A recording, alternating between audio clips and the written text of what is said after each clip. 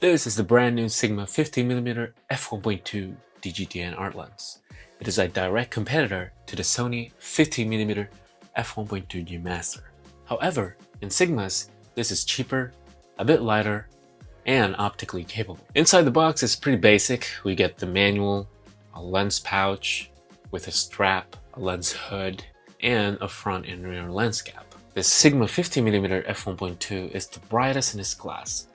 It is the lightest among other 50mm, as well weighing 740 grams. It is 40 grams lighter than the Sony G Master.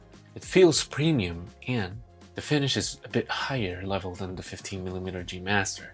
The entire lens is dust and water resistant. 024 indicates that it's a 2024 release. The focus distance of this lens is 0.4 meter or 1.31 feet. Aperture ring is the same as any other art lens lineup.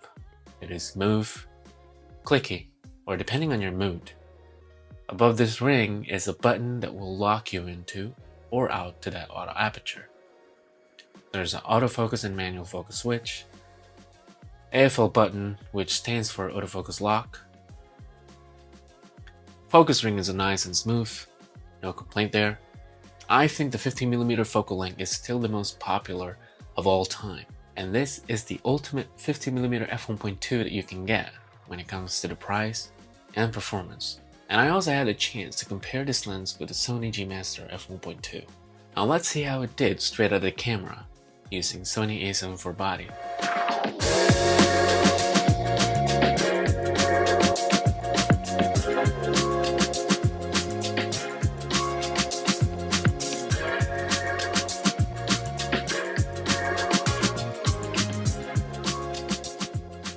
Alright, I would describe that as an amazing session with the ladies, and I would say that this lens is fun to use compared to Sigma 85. I'm an 85 shooter. Except that it's just, I need to get close to the subject when I want to do the, close-up shots. In terms of sharpness, there's no complaint there. The images are tech sharp in the center, and the corners are A-okay. Colors are punchy, contrast is excellent. In terms of distortion and chromatic aberrations, it is very well controlled for being wide open at f1.2. Vignetting is also not an issue. Now let's talk about the bokeh, because this is the primary reason people will be buying this lens. It is very smooth and creamy. Pokeballs are large, no circular in the center, no onion ringings, no outlines, no fringing, and the bokeh is not that it's distracting. It's an amazing performance. In terms of autofocus, I find this lens to be snappy, accurate, and silent. Focus breathing is another area Sigma is getting better with, but with this lens, it has almost no noticeable breathing at all. And then we get to the price, which is $1,400, 5,200 dirhams, making it 2,000 dirhams less than the Sony G Master f1.2, which is a lot, and really this is what Sigma does so well, is that they produce high quality, sharp, and excellent built lenses, and they sell them for a fraction of Sony charges for the exact same thing. And so if you're looking for a 50mm f1.2, this one is hard to beat. If you really don't need f1.2, you can buy the Sigma f1.4 instead, which is also optically brilliant.